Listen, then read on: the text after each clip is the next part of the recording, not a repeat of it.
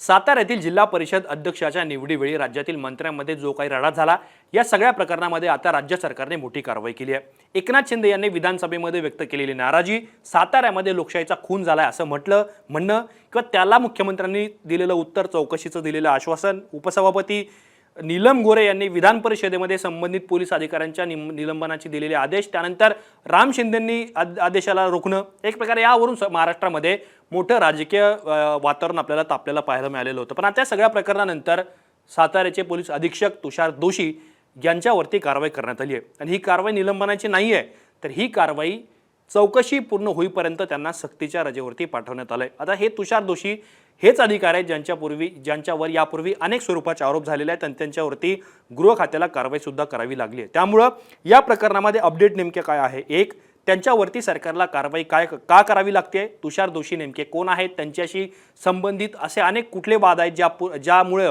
तुषार दोशी यांच्यावरती पुन्हा एकदा टीका करण्यात येते आहे।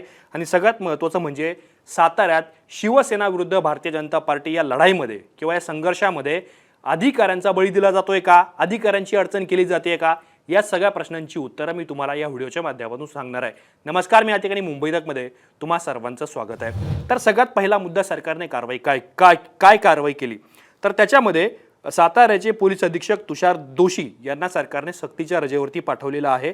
सातारा राडा प्रकरणाची जोपर्यंत चौकशी होत नाही तोपर्यंत ते सक्तीच्या रजेवर येतील। चौकशीचा अहवाल आल्यानंतर राज्य सरकार किंवा गृह खातं हे त्यांच्याबद्दलचा निर्णय घेईल आणि तिथे वैशाली कडूकर नावाचे IPS अधिकारी आहेत, त्यांच्याकडे हा सातारा पोलीस अधीक्षक पदाचा तात्पुरता पदभार हा त्यांच्या हातामध्ये देण्यात आलेला आहे। आता या प्रकरणामध्ये शंभूराज देसाई जे साताऱ्याचे पालकमंत्री आहेत, राज्याच्या कॅबिनेटमध्ये मंत्री आहेत, या सगळ्या राड्यामध्ये त्यांच्या हाताला दुखापत झालेली होती आणि रक्त सुद्धा बाहेर आलेलं होतं आणि त्यानंतर एक प्रकारे महाराष्ट्र शॉक झाला होता महाराष्ट्राला की हे असं काय घडलं, मंत्र्याला हाताला दुखापत होईपर्यंत, रक्त बाहेर येईपर्यंत पोलिसांनी मंत्र्यांना, नेत्यांना, आमदारांना, जिल्हा परिषद सदस्यांना उचलून नेईपर्यंत साताऱ्यामध्ये काय घडलेलं होतं। आणि त्यानंतर हे सगळं प्रकरण शिवसेनेचे आमदार अर्जुन खोतकर असतील किंवा शंभूराज देसाई असतील किंवा अन्य आमदार असतील, त्यांनी विधानसभेमध्ये मांडलं आणि त्याला उत्तर देताना एकनाथ शिंदे यांनी विधानसभेमध्ये साताऱ्यामध्ये जे काय घडलं हा लोकशाहीचा खून असल्याचं म्हटलेलं होतं। आणि इतकंच नाही तर मी DGPंना किंवा साताऱ्याच्या तिथल्या जबाबदार पोलीस अधिकाऱ्यांना फोन केले,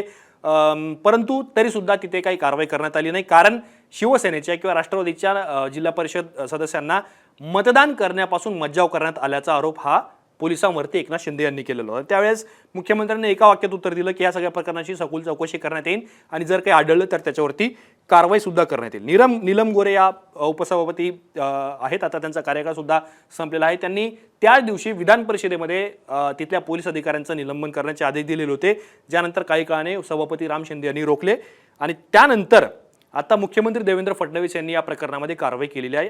अर्थात हा सुद्धा मुद्दा आहे की कारवाई मुख्यमंत्र्यांनी चौकशीच्या आधी केली, याच्याबद्दल सुद्धा राजकीय वर्तुळामध्ये चर्चा सुरू आहे। पण आता याच्यामध्ये तुषार दोशी कोण आहेत, त्यांच्याशी संबंधित वाद नेमके काय ते सुद्धा मी तुम्हाला सांगणार आहे। पण याच्यामध्ये 2 ते 3 प्रश्न प्रामुख्याने उपस्थित होतात। त्यामध्ये भाजप आणि शिवसेनेच्या राड्यामुळे अधिकाऱ्यांवरती कारवाई केली जाते का, जर अधिकाऱ्यांनी तशी भूमिका घेतली असेल, उपमुख्यमंत्र्यांचे फोन गेल्यानंतर सुद्धा अधिकाऱ्यांनी त्यांचं ऐकलं नसेल, तर मग हे कशामुळे घडलं, सगळ्यात महत्त्वाचं म्हणजे अधिकाऱ्यांना तसं करण्यास कुणी सांगितलेलं होतं, असे अनेक प्रश्न या निमित्ताने उपस्थित होऊ शकतात। एकनाथ शिंदेंनी सांगितलं ते न ऐकल्यामुळे कारवाई झाली आहे की शिंदेंच्या रागामुळे सरकारला कारवाई करावी लागली आहे, असे अनेक प्रश्न आहेत। अर्थात येणाऱ्या काळामध्ये याची उत्तरं मिळतील सुद्धा, ज्यावेळेला चौकशी अहवाल समोर येईल, तुषार दोशी यांची नेमकी भूमिका याच्यामध्ये काय होती, त्यामध्ये शिवसेनेची बाजू आतापर्यंत समोर आलेली आहे। भारतीय जनता पार्टीचे कडून सुद्धा मंत्री जयकुमार गोरे यांनी विधान परिषदेमध्ये बाजू मांडलेली होती की ज्या सदस्यांना पोलीस आत येऊ देत नव्हते त्यांच्यावरती गुन्हा दाखल करण्यात आलेला होता आणि त्यांच्यावरती एक प्रकारे कारवाई होणार होती, असं त्यांनी त्यांचं वर्जन मांडलं। त्यामुळे दोन्ही पक्षांचं वर्जन समोर आलंय, पण चौकशी अहवालातून जे काय समोर येईल त्यानुसार या कारवाई मागचं रहस्य आपल्याला पाहायला मिळेल। पण तुषार दोशी नेमके कोण आहेत ज्यांच्यावरती आता सक्तीच्या रजेवर पाठवण्याची कारवाई झाली, तर ते 2001 या बॅचचे IPS अधिकारी आहेत। 2001 मध्ये नाशिकमध्ये त्यांनी त्यांचं प्रशिक्षण हे पूर्ण केलेलं होतं। चंद्रपूर जिल्ह्यामध्ये त्यांची महाराष्ट्रातली पहिली पोस्टिंग झाली आणि त्यानंतर राजुरा तालुक्यामध्ये त्यांनी किंवा राजुरा सर्कलमध्ये त्यांनी DYSP म्हणून सेवा त्यांची बजावलेली होती। त्यानंतर ते नवी मुंबईमध्ये ज्यावेळेला DCP झाले, म्हणजे पोलीस उपायुक्त झाले, त्यांची ती कारकीर्द ही चांगलीच गाजलेली होती, कारण त्या काळामध्ये एजाज खानची अटक झाली, एजाज खानवरती कारवाई झाली, त्यामुळे सुद्धा तुषार दोषी हे नाव झळकलं.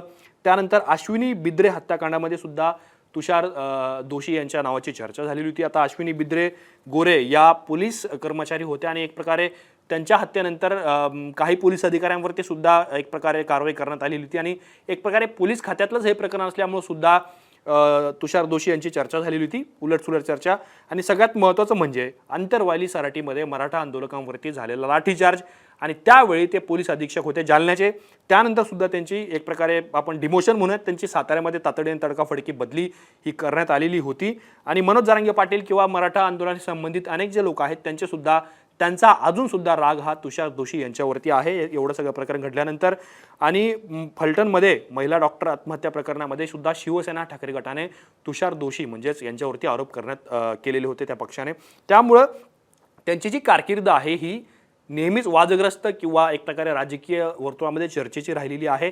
आणि या प्रकरणामध्ये सुद्धा त्यांना सक्तीच्या रजेवरती पाठवण्यात आल्यामुळे सुद्धा त्यांचं डिमोशन झालंय का असा सुद्धा प्रश्न या निमित्ताने उपस्थित होतोय. आता आकड्यांची साधारण जुळवाजुळव आपण जर बघितलं तर ज्या वेळेला अध्यक्ष निवडीचा सगळं तो कार्यक्रम सुरू झाला तर त्यावेळेला राष्ट्रवादी आणि शिवसेना या दोन पक्षांकडे बहुमत होतं, परंतु भारतीय जनता पार्टीने शिवसेनेचे 2 आणि राष्ट्रवादीचे 3 सदस्य हे फोडलेले होते.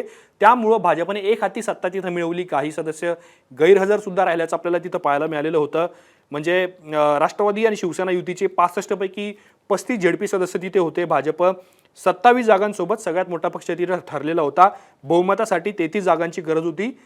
जी 35 जागा राष्ट्रवादी आणि शिवसेनेकडे होत्या. अर्थातच त्यांचा झेडपी अध्यक्ष तिथे होत होता, पण अध्यक्षपदाच्या निवडणुकीत भाजपने 6 सदस्य तिथे फोडल्याचं पाहायला मिळालेलं होतं. त्यानंतर राष्ट्रवादीचे 2 आणि जसं मी सांगितलं राष्ट्रवादीचे 3 आणि शिवसेनेचे 2 आणि एका अपक्षाचा सुद्धा पाठिंबा भाजपने मिळवला आणि त्यानंतर एक प्रकारे भाजपने तिथे सत्ता आपली झेडपीवरती मिळवली. पण इतर 2 सदस्यांना मतदानापासून रोखल्याचा आरोप हा शिवसेनेचा होता किंवा ज्या पद्धतीने तिथे गोंधळ झाला त्याला जबाबदार हे पोलीस अधिकारी आहेत किंवा तिथले भाजपचे नेते आणि मंत्री सुद्धा आहेत असा आक्षेप हा शिवसेनेच्या नेत्यांचा इवाना पालकमंत्री शंभूराज देसाई यांचा सुद्धा होता. आणि त्यातूनच एकनाथ शिंदे यांनी जे काही विधानसभेमध्ये आक्षेप घेतले आणि त्यांनी जे भाषण केलं एक प्रकारचे पोलिसांच्या भूमिकेवरती प्रश्नचिन्ह उपस्थित केलं साताऱ्यामध्ये झेडपी अध्यक्षपदाच्या निवडणुकीत जे काय घडलं त्यावरून. त्यामुळं आता शिवसेनेच्या भूमिकेवरती सुद्धा लक्ष असणार आहेत. पण सगळ्यात महत्त्वाचं म्हणजे तुषार दोषी यांच्या भूमिकेवरून चौकशी अहवालामध्ये नेमकं काय समोर येणार याकडे सर्वांचं लक्ष असणार आहे. पण सध्या तुर्तास या राज्य सरकारने तुषार दोषी यांच्यावरती केलेल्या कारवाईबद्दल, साताऱ्याच्या राड्याबद्दल आणि एकूणच शिवसेना भारतीय जनता पार्टीमध्ये उघड दिसत असलेल्या संघर्षाबद्दल तुम्हाला काय वाटतं हे आम्हाला कमेंट बॉक्समध्ये नक्की सांगा. असेच माहितीपूर्ण व्हिडिओ पाहण्यासाठी मुंबई तकच्या यूट्यूब चॅनलला सबस्क्राईब करायला विसरू नका.